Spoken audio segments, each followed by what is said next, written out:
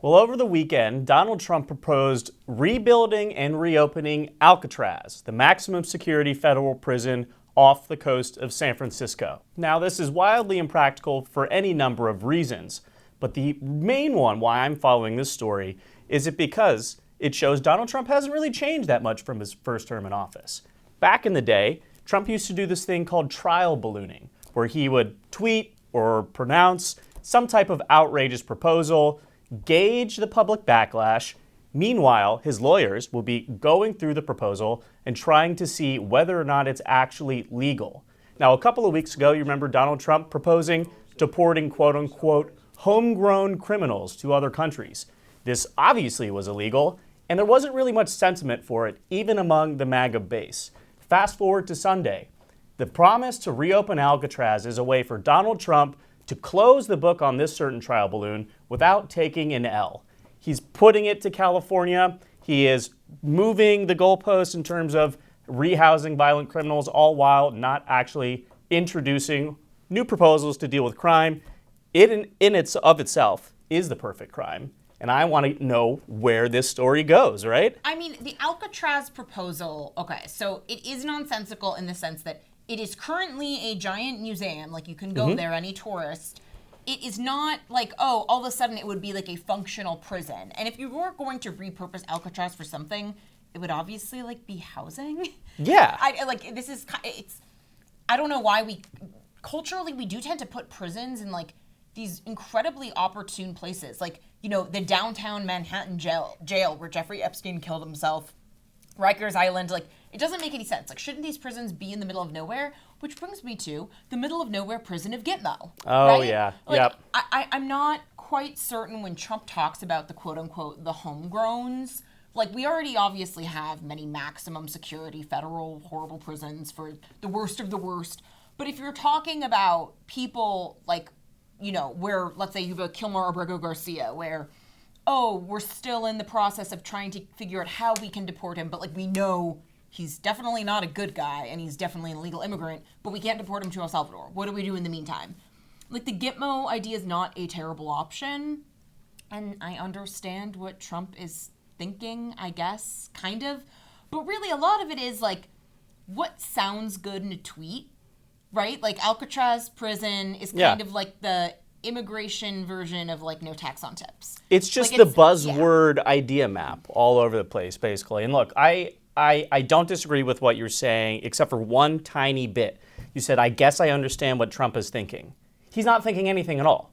This is purely designed to cover up what's clearly an error on his part, proposing this idea, which had no hope of going through unless, you know, we're willing to admit that democracy actually is dead in America, and the president can just throw due process out the window and send whoever he wants to whatever prison in whatever third world hellhole country that he wants to house them in. And I think, look, he said on the tarmac after he tweeted this out, I'm thinking about this, and then he sort of switched gears and said all these radical, insurgent judges want to have millions of trials, which he has been talking about as it pertains to his deportation orders. Yeah. So he's like, he doesn't even have one cohesive thought on this idea out in his head. You mentioned the buzzwords. Donald Trump Jr., after they announced that they'd be housing, violent deportees at Guantanamo, had said maybe we should open Alcatraz as well. And I'm gonna steal Tiana's thunder a little bit, because when we were planning this out, she had mentioned Donald Trump Jr. has basically become the new Ivanka Trump. And I think you're dead on the head right here. He's trying to position himself, and he clearly has the ear of the president. Yeah, and especially, like, just as an aside, he is so many of the major players that have not, like Steve Witkoff, right? Mm-hmm. Donald Trump Jr. is personally very good friends and business partners and very financially enmeshed with Steve Witkoff's sons, right? Exactly. So, like, you're seeing kind of, like, there is, like, some weird tension in the same way there was between Javanka and, like, a lot of the rest of Trump Team 1.0. You're kind of seeing that materialize. But just one point, just to bring it back to immigration.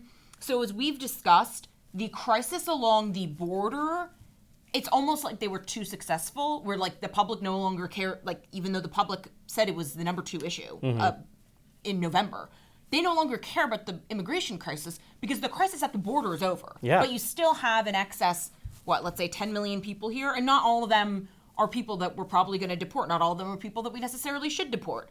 But as you get through the worst of the worst, which I think Christian Datoc has done a pretty good job doing, how do you get more people out of there? There's a reason why the messaging focus has shifted to self-deportation, because you actually need to incentivize that, because it's extremely expensive to deport individuals, right? Like Anna, our border reporter, was breaking down the price differential. It's like $17,000, I think, to deport each illegal immigrant. Yeah. So if you can encourage them to self-deport by using a CBP Home app and saying, if you don't do it now, you will be arrested and you will never, you will be in detention, you will never come back to the US. And so all of the messaging Trump is saying, we're going to reopen Alcatraz, we're going to put you in a Guantanamo black site. That is also part of the messaging vanguard, which I think to date has been pretty effective. I think so too, and it seems like they're kind of thinking the same thing you are, because DHS on Monday actually announced they are going to pay illegal immigrants $1,000 who identify themselves for self-deportations. They'll cover the cost of their flights, and there might even be another added financial boost in there for people who are using the CBP Probably Home cheaper app. than $17,000. It's not a dumb idea. No, yeah, it's something like $2,000 all in.